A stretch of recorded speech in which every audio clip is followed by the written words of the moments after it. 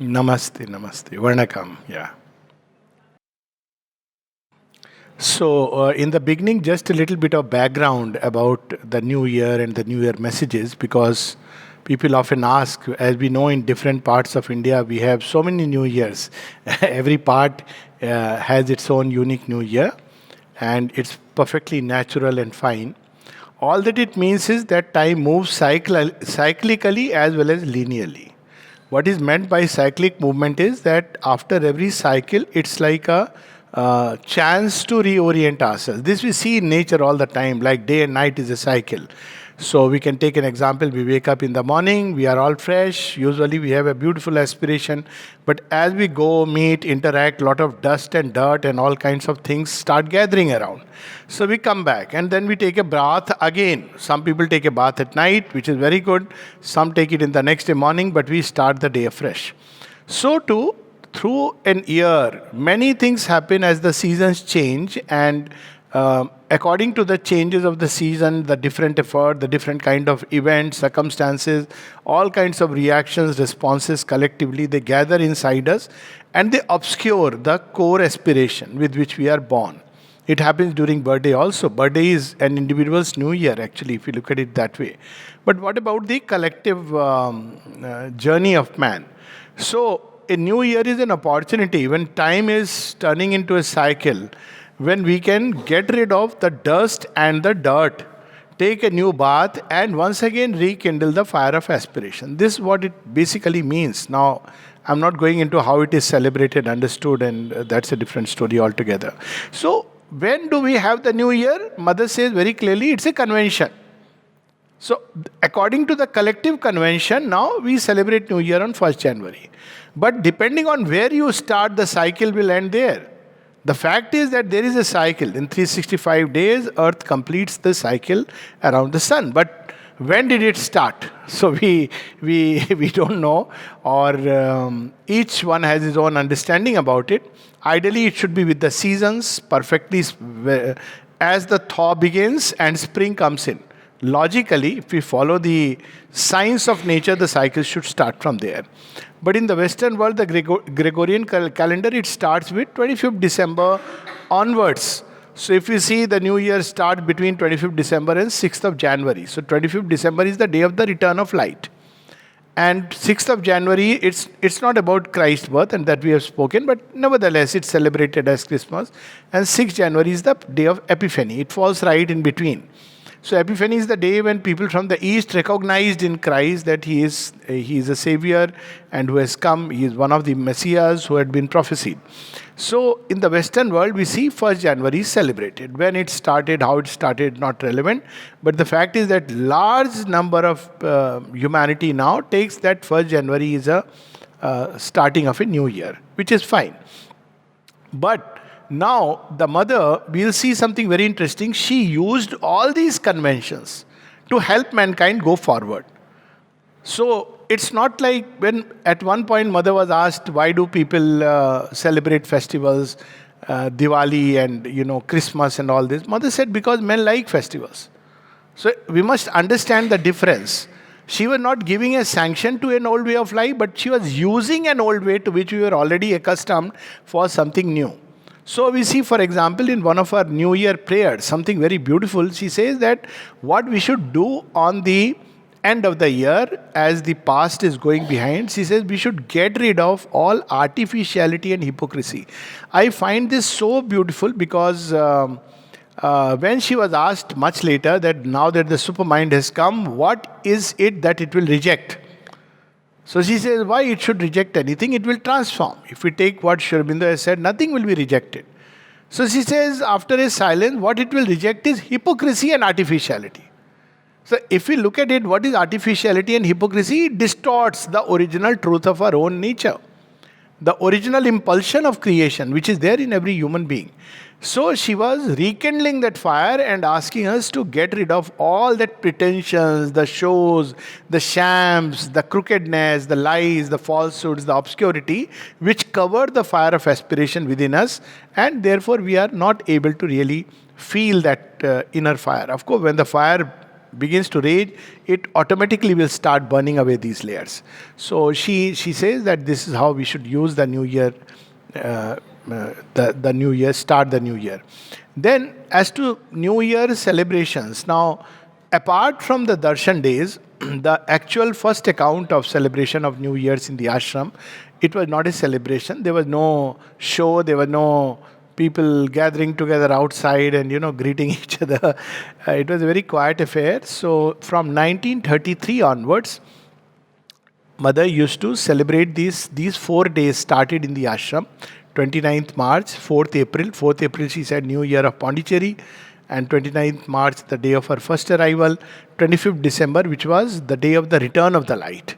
And 1st of January. So during these days, at midnight, the mother would play the music.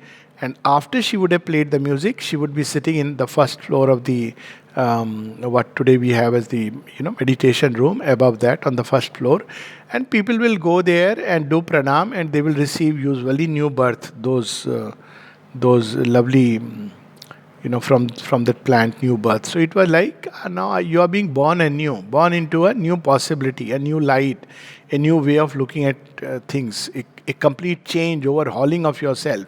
And they would quietly move away, go back to their places, wake up in the morning, and the day starts as usual. And then later on, she would start, after some time, this process stopped, and she would give darshan as we rise up the staircase of Sri Aurobindo's room. So we have a landing place right there in the center. Sometimes we'll see that there's a picture of mother or Sri Aurobindo there. On the left side, you go to mother's room, and on the right side, Sri Aurobindo's room. So there she would be seated. And people will go at midnight after the beautiful music, and they would receive again the prasad and come down silently. Then later on, when playground was made, then the whole thing shifted. I think it was 37 or maybe a year or two this way, that way, when this midnight thing stopped, and it started in the morning when people would go, and she would greet everybody with a bonani.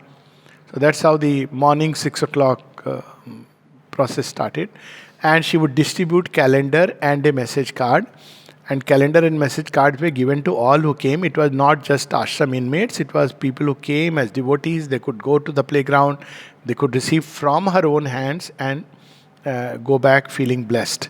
Then again, changes took place, and as we know, from 62 onward, the mother never went to either playground or anywhere. In fact, she did not come down from the top room, which today we call as the mother's room, which was built in 54, 55. But the message and the calendar continued. So what were these messages?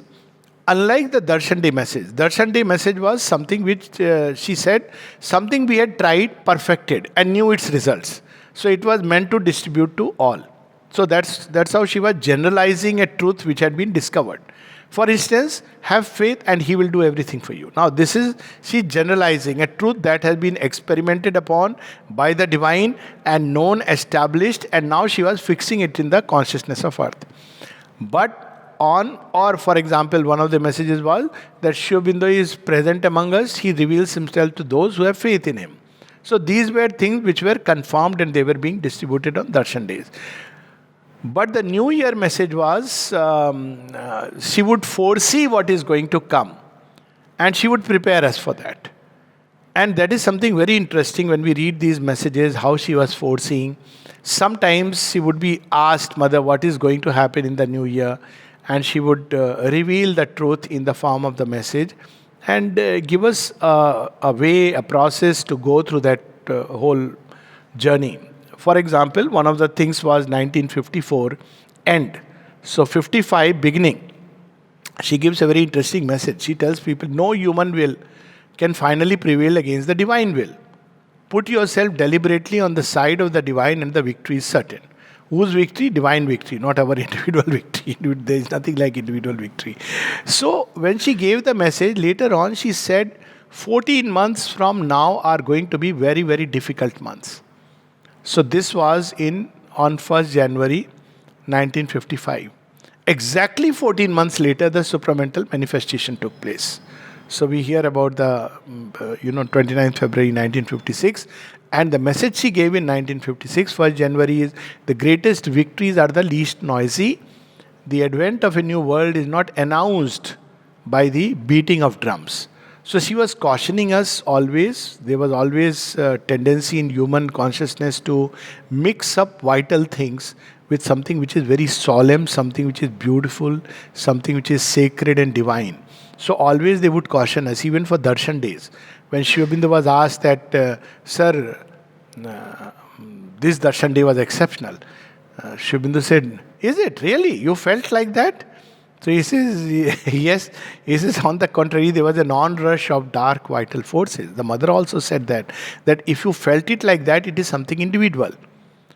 So she would explain to us that because vital forces have a tendency to usurp anything, turn it into a fixed organized religion. So repeatedly they were cautioning us, don't turn these occasions again into some kind of the usual festivity that we as human beings are prone to. So now we read some of the messages from 33. As I said, they started in 1933. And the first message that is so beautiful reminder, we want to leave so many things behind, no? This defect, that defect, this problem, that problem. Mother once gave a wonderful clue. She says, she said that there was a Sufi mystic who once shared with her something that he had felt, and she recounted what he shared, and he said, it is very, very true. And there she said, don't wash your stains one by one. This is my defect, this year I am going to overcome this.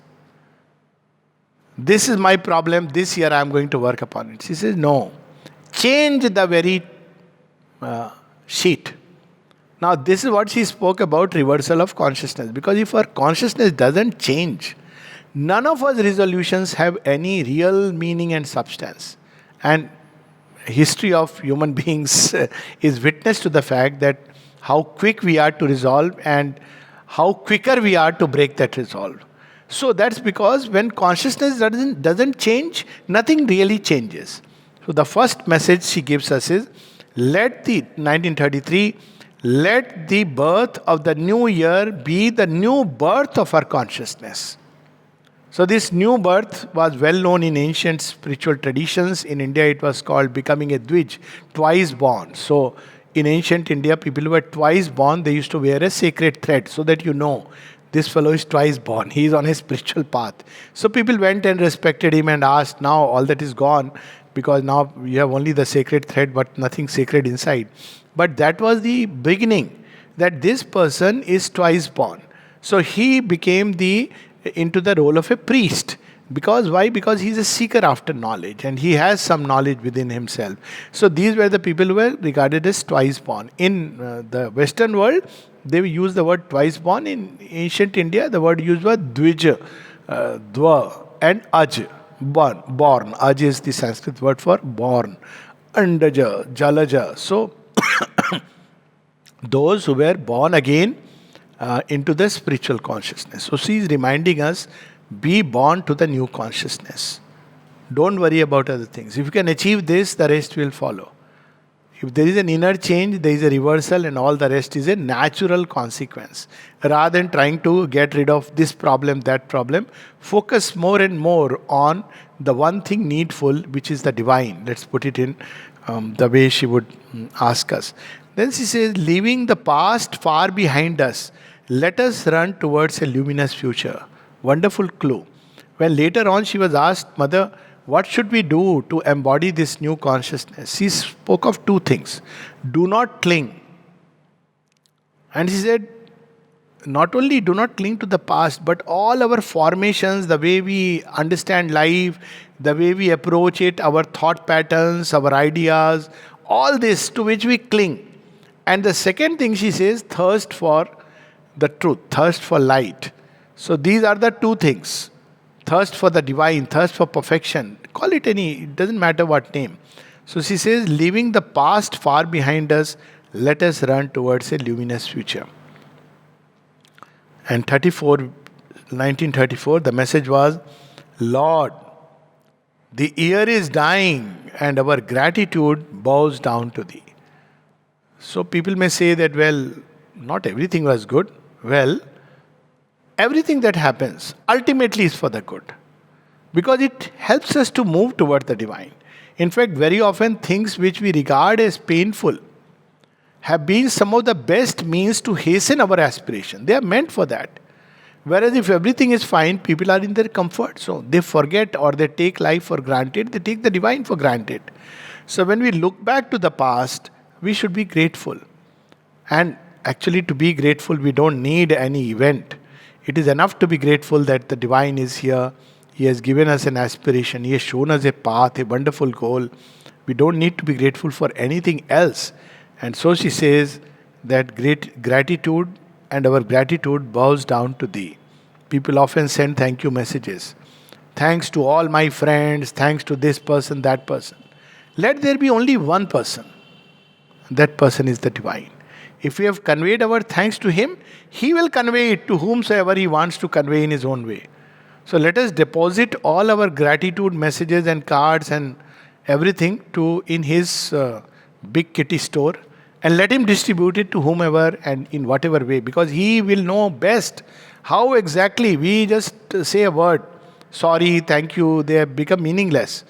But when we say to the divine, say, let's say sorry.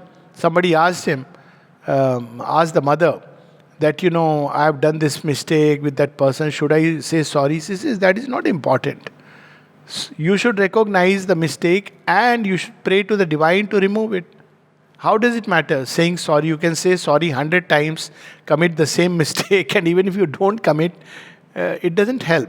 So all our reference point should be the divine. So she says gratitude to the divine. Lord, the year is reborn. Our prayer rises up to thee. Let it be for us also the dawn of a new life. There is a very beautiful prayer of the mother. She says, I consecrated to thee the first moment of this year. And I remember it like, people at midnight, what all do they engage in? But to consecrate the first moment of this year, it's from our prayers and meditation. I consecrated to thee the first moment of this year. My life is yours. Everything is yours. We have to renew this application, even after it has been accepted. But to keep reminding time to time that I am yours. So she says, let it be for us also the dawn of a new life. This new life which is no more based on the old world ways, understanding, methods, etc. And then in 1935, we surrender to thee this evening all that is artificial and false. Plenty of things, which is why some people, on Holy Sankranti, people burn. So what we should burn? All that is artificial and false, all that pretends and imitates. After all, the truth is inside all of us, individually and collectively. But there is so much pretension, so much hypocrisy, so much lip service. Let it disappear with the year that is at an end. May only what is perfectly true, sincere, straight and pure subsist in the year that is beginning. And then it goes on. Now I want to read some of these messages which come a little later. One of them is very interesting. It's in 1947. So this is the year when the World War is ended, just ended. And we know what gory things happened, and also the year when India got freedom. So now see, 1st January 1947. Put it in the context of India's freedom at midnight of 15th August 1947. So what is the mother revealing to us? This is not a prayer, but an encouragement. Here is the encouragement and a comment upon it. So what is the prayer or what is the encouragement she is giving us? At the very moment when everything seems to go from bad to worse, it is then that we must make a supreme act of faith and know that the grace will never fail us. And this is so, so, so true. So many times, this is something one can keep testing and retesting, but we must make an act of faith. Not like halfway through you give up. Sometimes one has to persevere, persist with this faith. And then she reminds us the hours before the dawn are always the darkest. So, all darkness is a preparation for a new dawn. This servitude, now come see. She is speaking of the freedom that is going to come. The servitude just before freedom comes is the most painful of all. And we know what happened just around the time of freedom. But she is not reminding us of that. She is reminding us of the freedom that is going to come, the light that is going to come.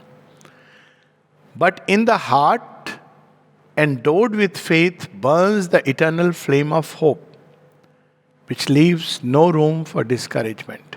So never in life to be discouraged. Frankly speaking, to be discouraged means we don't have trust in the divine. As simple as that. A heart that is endowed with faith never feels discouraged. In every situation, every circumstance, it knows that the divine is with me and is carrying me, will carry me through everything. This is another very beautiful message to be remembered always. Forward 48. Forward, forever forward. This was one of the favorite ones of Amal Kiran. So when people would ask him, he would often give this message. Sometimes he will give his own little thing added to it. Do not look left, do not look right, go straight to the goal. But he'll start with forward, ever forward. Mother is reminding us forward, forever forward. At the end of the tunnel is the light, at the end of the fight is the victory. What it means is when there is darkness, don't sit there and say, lament, oh my God, look, so much darkness. Start cursing yourself, cursing the world. Move forward. In whatever way, even if one is inching a little, move forward. Don't sit, don't look back, don't turn backward. Keep moving forward. At the end of the tunnel is the light. How beautiful this is. And now you see,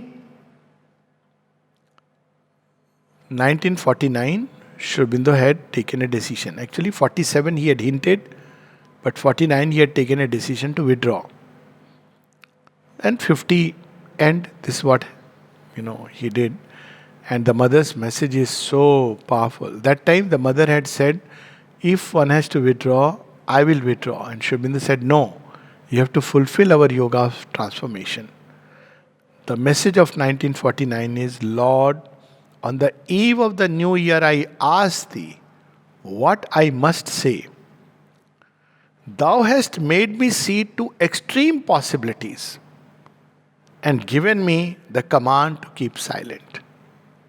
So there are things which obviously they knew about everything, and yet they kept silent, because to speak about them would have been neither proper, and where is mankind ready to receive the foresight? But in 1951, she gives a beautiful message. Now this is less than a month after Sri Aurobindo's physical withdrawal. But look, this is the mother. She is not asking us to get into lamentations and feel sad. Always asking us to move forward. This is something so beautiful. Actually, the word Agni means to move forward. It comes from the root Ag. In Hindi, we have the term Age. Sanskrit root is Ag. To move forward. This is what she is constantly telling us. So in 1951, she gives a message, Lord, we are upon earth to accomplish thy work of transformation. It is our sole will, our sole preoccupation. Grant that it may be also our sole occupation, and that all our actions may help us towards this single goal. So there are very interesting things about this preoccupation and occupation. People sometimes say that, oh, someone fell ill, somebody died, and things happen in life. So instead of lamenting, we should try to understand why this happens. It's not about an individual, it's about why there is suffering and pain upon earth. What could be the possible solution for it? That's it, the difference between a Buddha and a common person. I won't use the word Sri Aurobindo as a common person. But what is the difference? We all experience in life suffering, pain, struggle, challenges. But we try to just work out our little suffering, our little struggle, and somehow we want to manage life. But actually, we should go to the root cause, and the root cause is the imperfection of matter and of human consciousness. So she says that it should be our sole occupation. Now, the difference between preoccupation is time to time. It is there in the background, but time to time it resurfaces. Occupation is, this is what I want to do, this is what I am meant to do. This is my job description. So our job description, now we can no longer keep those, cards we keep. What's your job? People are so happy to take out. Sometimes even when you have not asked, they are very happy to put it on your table and they expect you to read it. What is our job description? To be able to surrender every breath and heartbeat in every life to the divine. It's a much more difficult and challenging job than any we can imagine. This is the great adventure to which she invites us. And then we spoke of 55 and 56. And then in 57 after, now we have a series of messages which are very interesting. So 56, the supramental manifestation has taken place. And the message that comes is, a power greater than that of evil can alone win the victory. It is not a crucified, but a glorified body that will save the world. So there is a background to this message, which she reveals in another conversation. The background is that there was somebody from the Western context, a Christian, who made a very nice pamphlet that there should be world peace and harmony, and we all love these terms. There should be world peace, harmony, and people should have goodwill for each other. So when she saw that those cards which were made, Mother says, it is the highest that human beings can feel. And she says, though it came from a Christian context, but there are people all over the world who want peace and harmony. And she says, I appreciate that. But it cannot be done this way. So she says, because it came from the Christian world, therefore I use the word. Christ, as Sri Aurobindo said, knew. He foresaw the failure of his mission. And yet he did something which is so beautiful. Christ from his cross humanized Europe. But that humanizing is not enough. Something more is needed, and that is the transformation of the body. So she speaks about that this means that it is just the thing which can make the goodwill of mankind, the best being expressed on earth today, progress. And then she says it has taken a rather special form because it came from a Christian country. But this is an attitude which is found everywhere in the world. We have Sarve Bhavantu Sukhina in our own Indian context. In every religion you have something like universal brotherhood. But why do they fail? Because problem is not in our depths. The problem is on the surface consciousness, the outer personality, in our material existence. That is where the problem is. Problem is because through evolution we carry the animal and the asura, everything inside us. So she says, naturally, there is the same idea in India, the idea of the complete renunciation of all physical reality. The profound contempt for the material world. So when people feel that nothing can change it, they take this approach. And then she says, if you escape from the concrete reality to seek a distant and abstract one, you leave the whole field of concrete realization at the full disposal of the adverse forces which have taken hold of it and more or less govern it. Now, in order to the return into nirvana, this idea is everywhere in the world, but expresses itself in different forms. So there have been Buddhist monasteries, there are Christian convents and monasteries, there are Indian ashramas which speak about, withdrawal from earthly life and nirvana, etc., etc.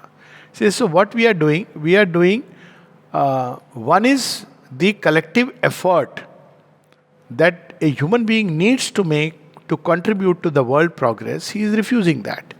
Second, because he is leaving the field, now you are allowing these forces to occupy it.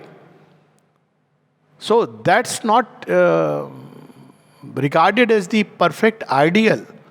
At least in India, you see these both streams. The earlier stream was the kings who continued to rule, and they were yogis.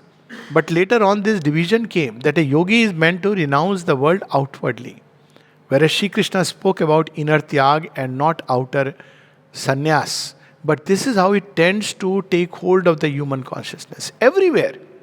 Because human consciousness cannot understand this vast teaching which is meant for the strong.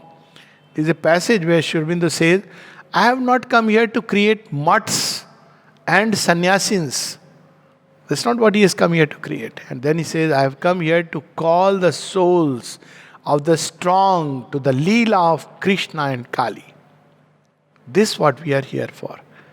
And so the mother says, because until now evil has been opposed by weakness, by a spiritual force without any power for transformation in the material world, this tremendous effort of goodwill has ended only in deplorable failure and left the world in the same state of misery and corruption and falsehood. It is on the same plane as the one where the adverse forces are ruling that one must have a greater power than theirs.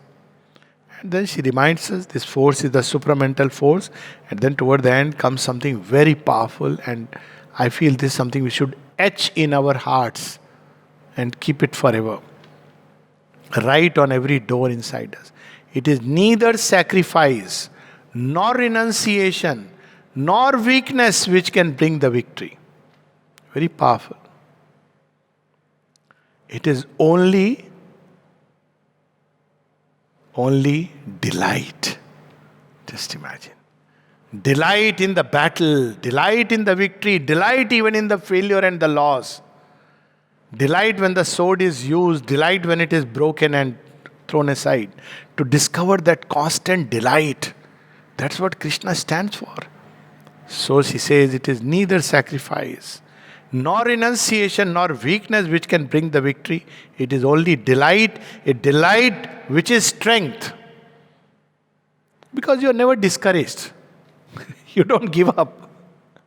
Because of that delight. At one place, Sri Aurobindo says, it is only the delight and divine delight and love that has made me bear the burden which I have borne and all must bear who want to raise this fallen world. Delight. So she says, a delight which is strength, endurance, supreme courage. And the greatest courage is to renounce, sacrifice the ego, to slay the ego, to tell your hour is gone. So that delight, the delight brought by the supramental force, it is much more difficult than giving everything up and running away.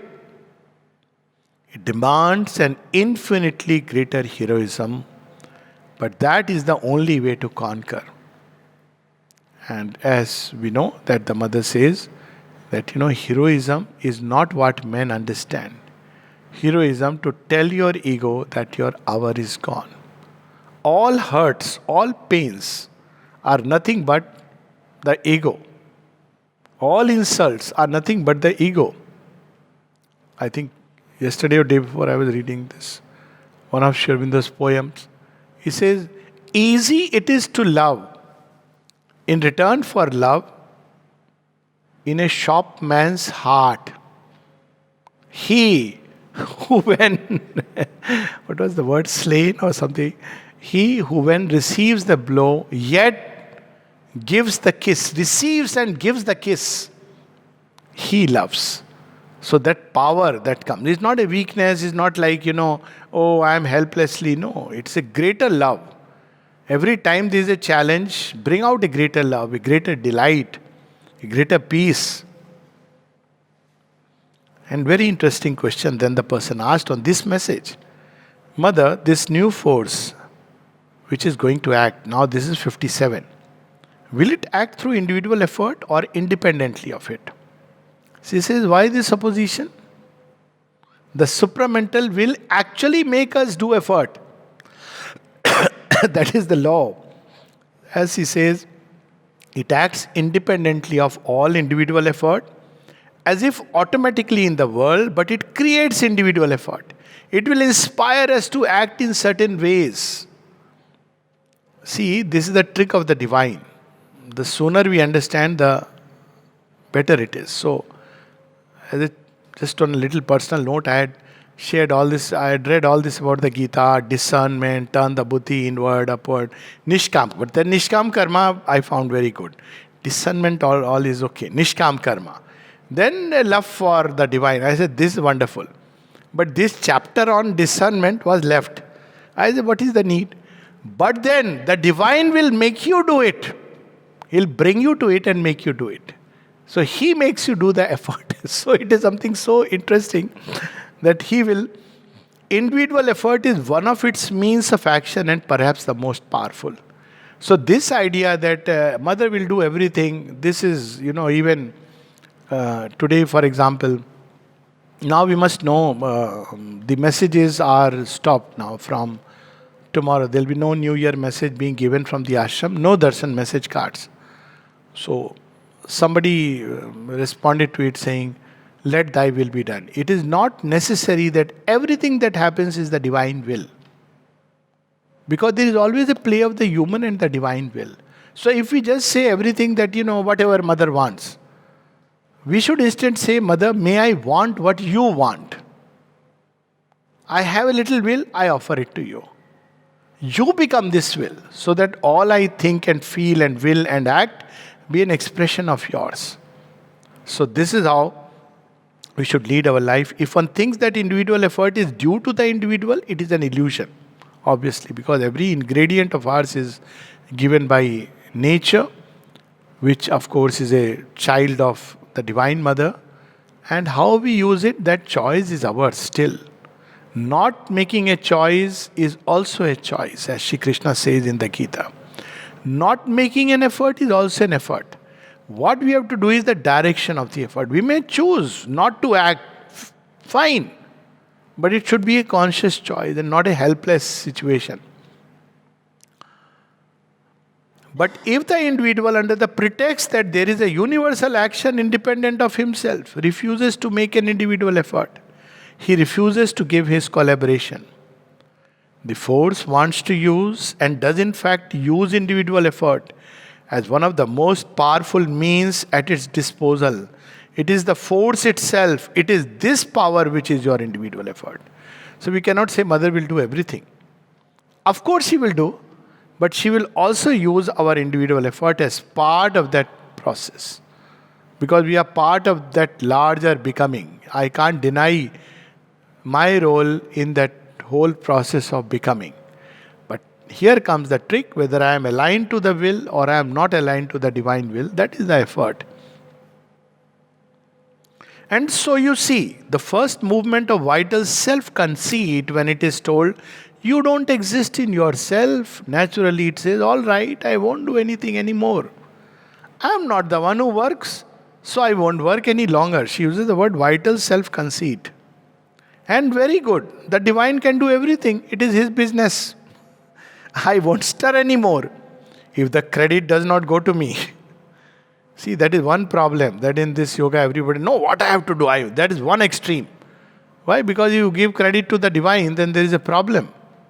The mother does everything, but mother does everything including through me.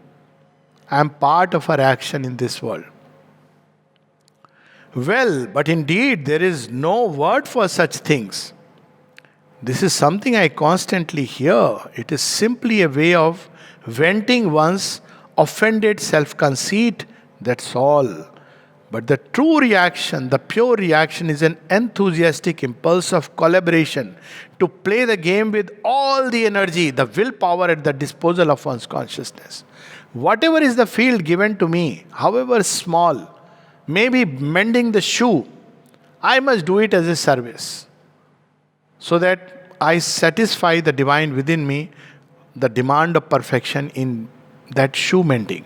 Or if I am given the task of running a kingdom, I must do it with an equal fervor, enthusiasm and surrender to the divine.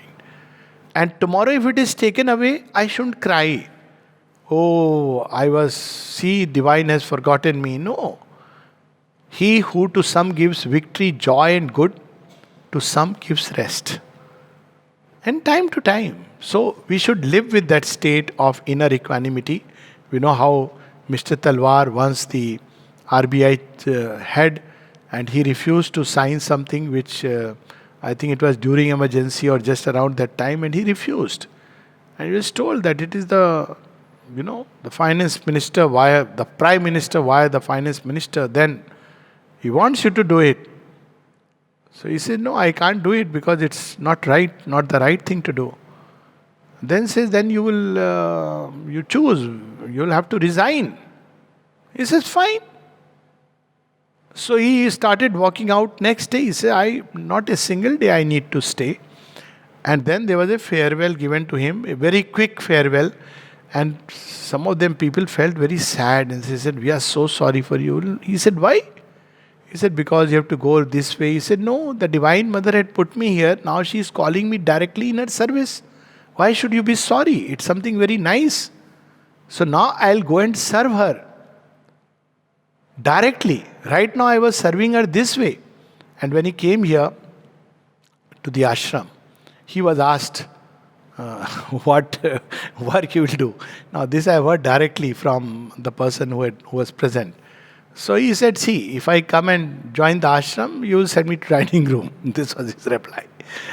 I will do what I am best meant for. So he opened a consultancy. And entire money he would give to the ashram, which was a huge amount of money. And he said, that's my way of serving. So this idea that this is the only way you serve, this way, this all should be supple, plastic, wide, open to the divine will. And then the divine takes care. So the mother reminds us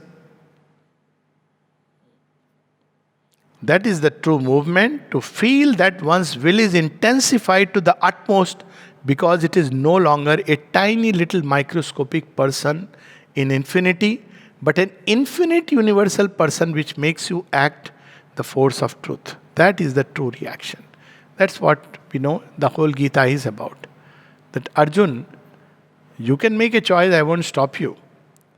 My will be done, regardless of you. But I am giving you this choice and this chance because you are dear to me.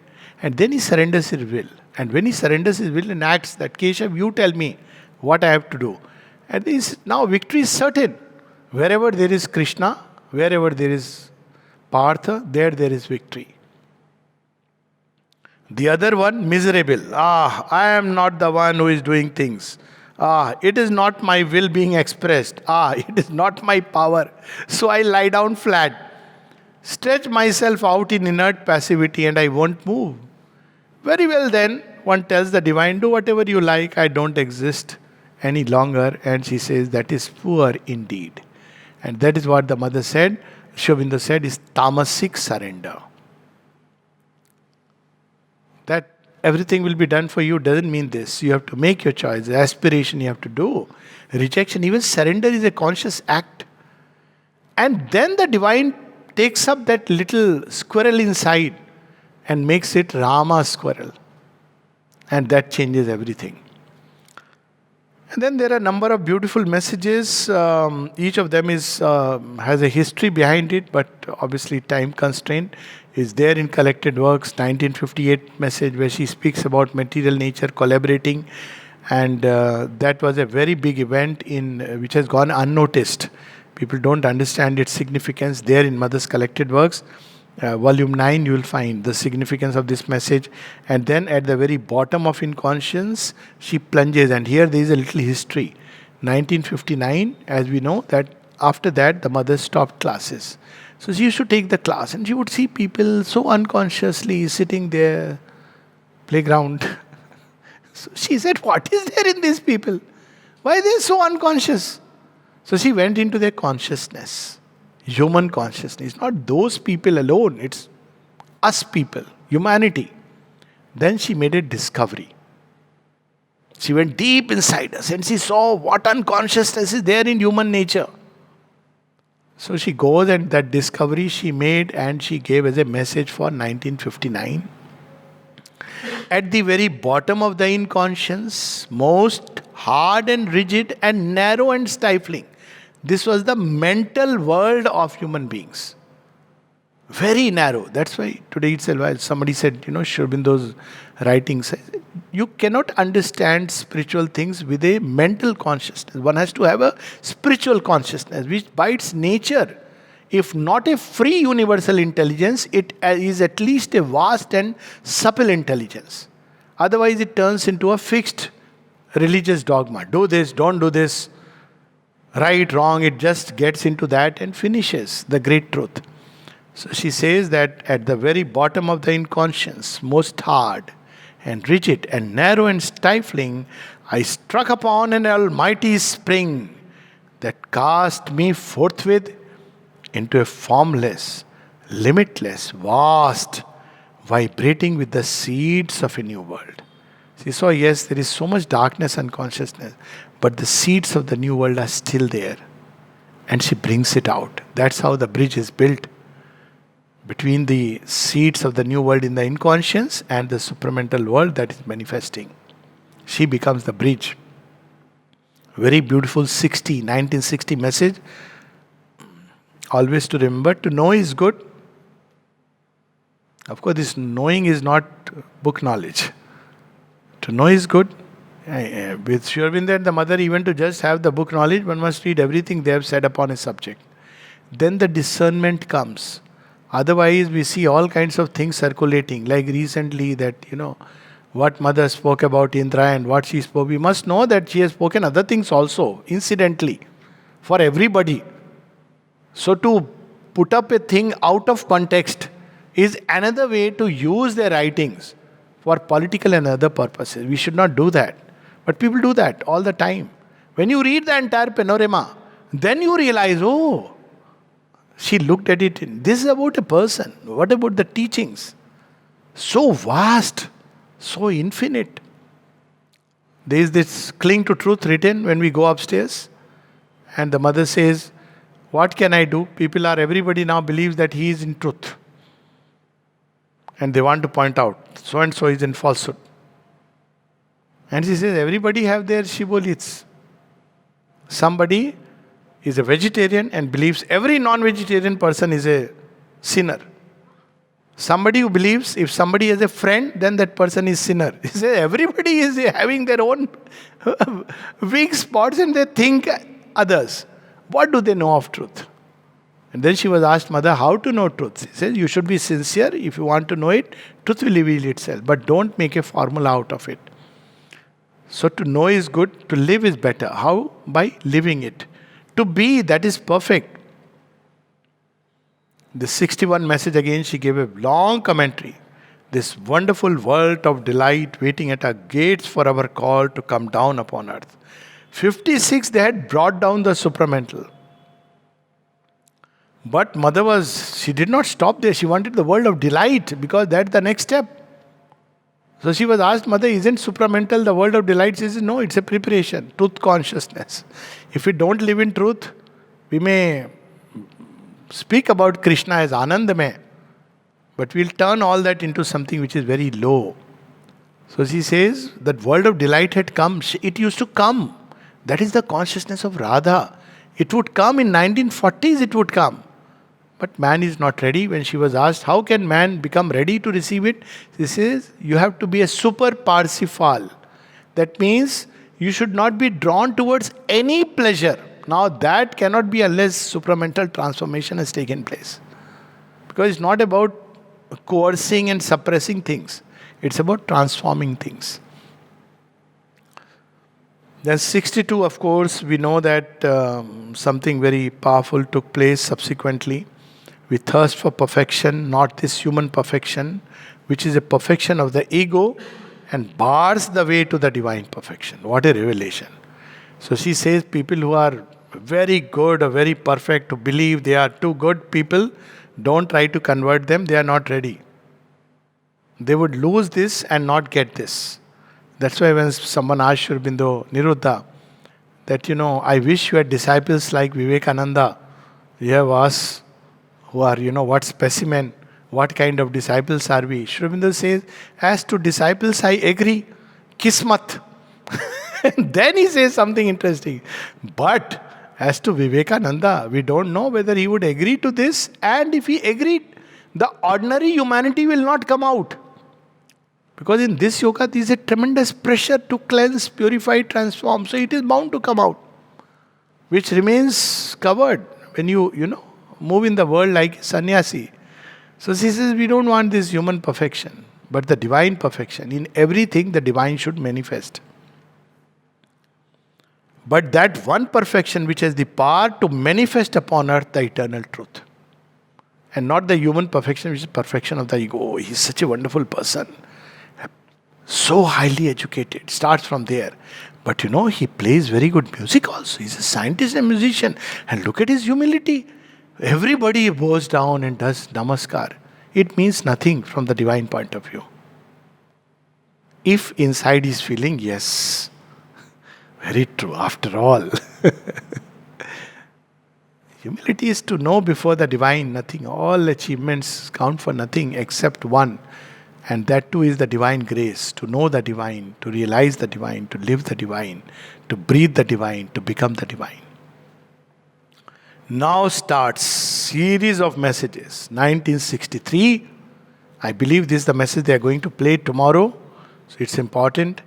Let us prepare for the hour of God. Now she is telling us that look, this is hour of God has started, and we know it is based on that writing of Sri Aurobindo, the hour of God. And she said it is the hour when all the old bases get shaken. Everything will turn topsy-turvy. The rise will fall, become low, and the low will rise. There is disorientation everywhere. She says, but don't worry. Hold on to the truth of your being and try to become more and more sincere. Then even if you fall, you will return. But if you don't want to become sincere, then even if you are seemingly enjoying everything, suddenly you will crash. So in the hour of God, cleanse thy soul of all self-deceit. Now again it comes, same thing. Cleanse thy soul of all self-deceit and hypocrisy, that thou mayst look straight into the eyes of the Master. How beautiful it is. All that was a defense, the armor against the Master, now it invites a blow. Each insincerity. And then she says, don't be caught napping. Unfortunate, unhappy is the man or the nation that is found sleeping when the hour of God arrives. But thrice woe to those who are strong and ready, yet waste the force and misuse the moment. There is a purpose for which that mother's transformation force is working. And if we waste it, go about our life in the usual round of ways, then it makes no meaning. So 64, then she tells us, are you ready? She was asked, Mother, ready about what? She says, about the hour of God, I told you last year. Are you ready? 65, salute to the advent of truth. And he was asked, Mother, how will I know the truth? She says, ask yourself inside. Be sincere and you will know it. No mental definitions. So, she was asked how to prepare ourselves for truth and to recognize it. Then she gave a practical method. Very important. I think this should be put up into our everybody's for a long time. I used to at least use it to practice. The best thing to do is to distinguish in oneself the origin of all one's movements. Those that come from the light of truth and those that come from the old inertia and falsehood. In order to accept the first and to refuse or reject the others. Now, Mother, tell us something more practical. So she says, with practice one learns to distinguish more and more clearly, but one can establish as a general rule. So what is the general rule? That all that lends towards disharmony. At one, she says, all that creates harmony is very dear to me. Another place she says, truth is supreme harmony and supreme delight. All that lends towards disharmony, disorder, and inertia comes from the falsehood. Why should I do inertia? I am tired and sick of all this inertia. Oh, there is so much disorder. Why I should try? It's not my fault, somebody else's. That's inertia. All that leads towards, and on the contrary, all that favors union, harmony, larger sense, order, and consciousness comes from the truth. All that makes us become more consciousness. All that makes us aware of the origin of our impulses. All that makes us build harmony within and around us comes from truth. This is only a hint, nothing more, about how to take the first steps on the path. 66, let us serve the truth. And 67, men, countries, continents, the choice is imperative. Truth or the abyss. We didn't listen. Nations, most nations.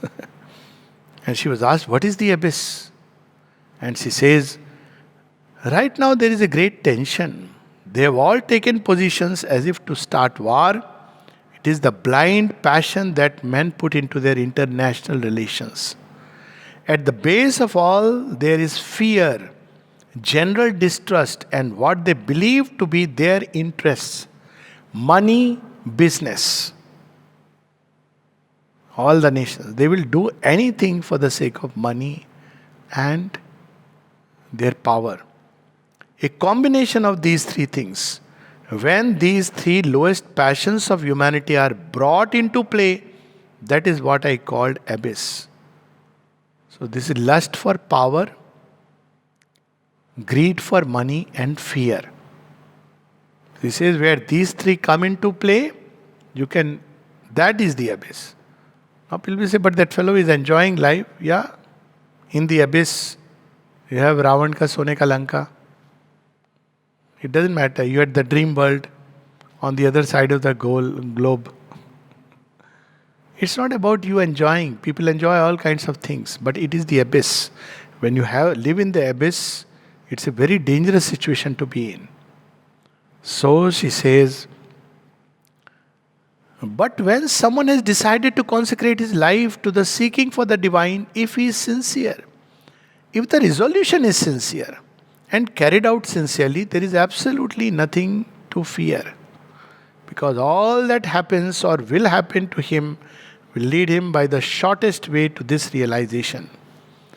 And then she reminds us that is the response of the grace. People believe that the grace means making everything smooth for all your life. It is not true. The grace works for the realization of your aspiration, and everything is arranged to gain the most prompt, the quickest realization, so there is nothing to fear. Fear comes with insincerity. So if there is fear and depression, straight away, I am insincere. If you want a comfortable life, agreeable circumstances, etc., you are putting conditions and restrictions. And then you can fear. But it has no business in the sadhana. Remain young next year, 68. Never stop striving towards perfection. 1969, No Words Acts. As we know, it was a very special year. The year of descent of the Superman consciousness. That's a very big chapter. But since then, life, the supramental manifestation in 58, in 62 and 69 took leaps and bounds. 67 and 69, but that's a subject in its own right. 70, and with this we can stop. She said, the world is preparing for a big change. Will you help? So the question was asked to Mother. In 1919, actually it is not 1919, it was a prophecy that Sri Aurobindo made in 1909, before coming. Sri Aurobindo wrote that the chaos and the calamities were perhaps the pangs of the birth of a new creation. Several places he has mentioned this. How long is this going to continue? In the ashram, in India, and eventually in the world. And Mother said, it will continue until the world is ready and willing to receive the new creation. The consciousness of this new creation is already at work upon earth since the beginning of this year. So we know about the Superman consciousness. If instead of resisting, people were collaborating, it would be quicker. But stupidity and ignorance are very obstinate. And then she says, Mother, how we can help? What is this change you are speaking of? And she says, first time she is making it public. She is mentioned within the ashram context, but now she is making it public.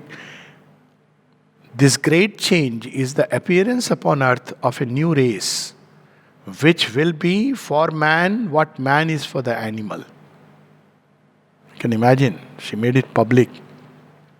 The consciousness of this new race is already at work, the Superman. Upon earth to enlighten all who are able to receive it and heed it. So how can we help? To concentrate and open to receive the new progressive consciousness, to receive the new things which are coming down. And then she reminds us, the change does not need our help to come, but we need to open ourselves to the consciousness so that its coming is not in vain for us. Those who open and are receptive, they are the ones who will grow. The rest, leave it to the rest. So then the sadhak asked one last question.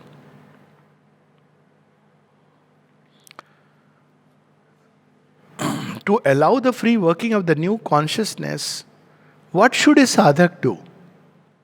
Mother said only two things. One, be receptive. How to be receptive? She said, with the giving yourself. The more we give, the more we create space for the divine to come. If we want to hold on, keep everything within. We are like a closed box. So be receptive means open, call mother's name, read whatever way, and give yourself to her. Second, she said, and be plastic. Don't fix things. The divine has a penchant. He initiated Arjuna on the battlefield. He has a way of doing things which goes beyond our understanding. So be plastic. The first indispensable condition to prepare ourselves to receive the new consciousness is a true and spontaneous humility which makes us feel deeply that we know nothing and are nothing in the face of the marvelous things we have to acquire.